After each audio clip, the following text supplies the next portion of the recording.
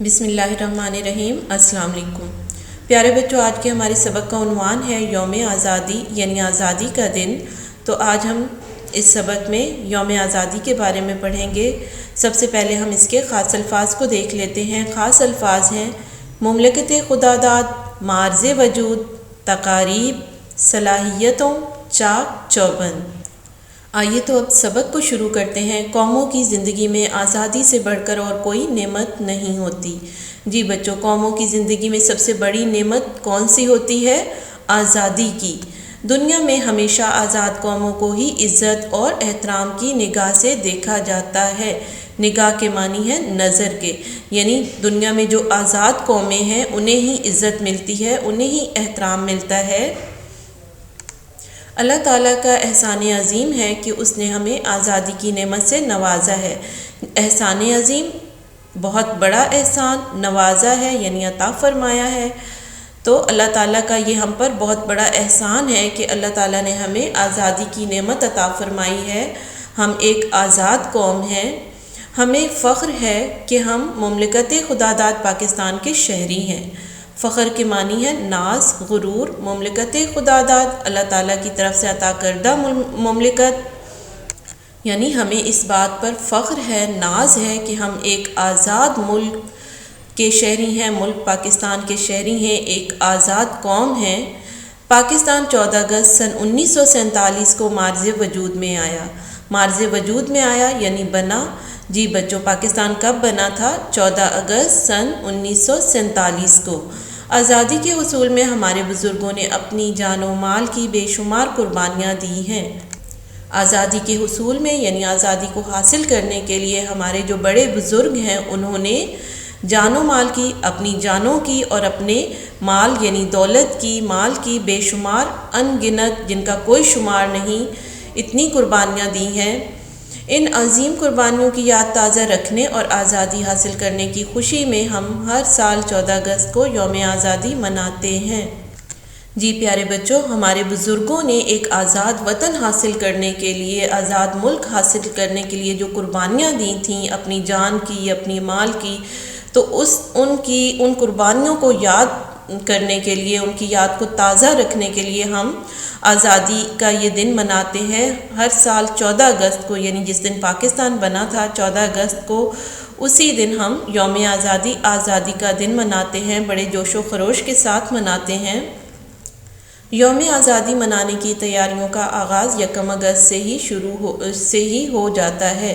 یوم آزادی منانے کے لیے جو تیاریاں کی جاتی ہیں اس کا آغاز کب سے شروع ہو جاتا ہے؟ 1 اگست سے، یعنی اس کے آغاز، شروعات، اس کا آغاز ہو جاتا ہے، تیاریاں شروع ہو جاتی ہیں یوم آزادی منانے کی۔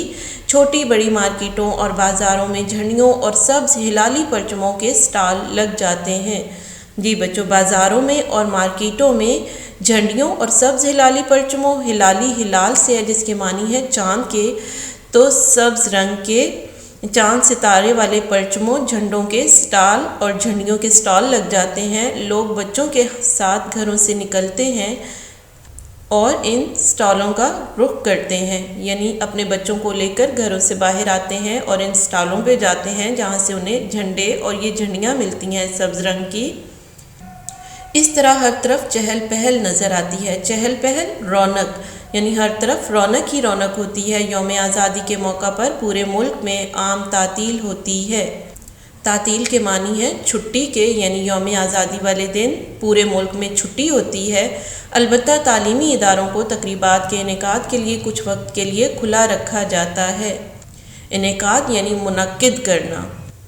جی بچوں، یوم آزادی منانے کے لیے تعلیمی اداروں میں بھی تقریبات منعقد کی جاتی ہیں اور ان میں یوم آزادی یعنی 14 اگست کی مناسبت سے تقاریر کی جاتی ہیں۔ بچے تقاریر تیار کر کے آتے ہیں، وہ تقاریر کرتے ہیں، ملی نغمے گائے جاتے ہیں، تعلیمی اداروں کو جھنڈیوں سے سجایا جاتا ہے اور تعلیمی اداروں میں بھی اس دن کو بڑے جوش و خروش سے منایا جاتا ہے۔ اس دن کا آغاز وفاقی دارالحکومت میں 31 توپوں کی سلامی سے ہوتا ہے، یعنی ہمارے پاکستان کا جو دارالحکومت ہے، کیپٹل ہے، وہاں پہ اسلام آباد میں اس دن کا آغاز کتنی توپوں کی سلامی سے ہوتا ہے؟ 31 توپوں کی سلامی سے ہوتا ہے۔ جبکہ ہر صوبے کے دارالحکومت میں 21 توپوں کی سلامی دی جاتی ہے، اور باقی جو صوبے ہیں ان کے دارالحکومت میں کتنی توپوں کی سلامی دی جاتی ہے؟ 21 توپوں کی۔ اور پرچم کشائی کی تقاریب کا انعقاد کیا جاتا ہے۔ پرچم کشائی جھنڈا لہرانے کی تقریب کی جمع ہے محفل، تو پرچم کشائی یعنی جھنڈا لہرانے کی تقاریب کا انعقاد کیا جاتا ہے، تقاریب منعقد کی جاتی ہیں۔ مساجد میں نماز فجر کے بعد قرآن خوانی کا اہتمام کیا جاتا ہے۔ جی بچوں، مسجدوں میں فجر کی نماز پڑھنے کے بعد قرآن خوانی کا اہتمام کیا جاتا ہے، یعنی انتظام کیا جاتا ہے، اور ملکی سلامتی کے لیے دعائیں کی جاتی ہیں، یعنی دعائیں کی جاتی ہیں کہ اللہ تعالی ہمارے ملک کو ہمیشہ قائم و دائم رکھے اور سلامت رکھے۔ پورے ملک میں سرکاری اور نجی عمارتوں پر قومی پرچم لہرائے جاتے ہیں۔ پورے ملک میں سرکاری اور نجی کے معنی ہے غیر سرکاری، یعنی ہمارے پورے ملک میں جتنی بھی سرکاری عمارتیں ہیں یا غیر سرکاری عمارتیں ہیں ان تمام پر قومی پرچم لہرایا جاتا ہے۔ پیارے بچوں، سبق ابھی ہمارا ختم نہیں ہوا ہے، سبق کا بقیہ حصہ ہم اگلے لیکچر میں پڑھیں گے۔ آج کا لیکچر ہمارا یہیں پہ ختم ہوتا ہے۔ اللہ حافظ۔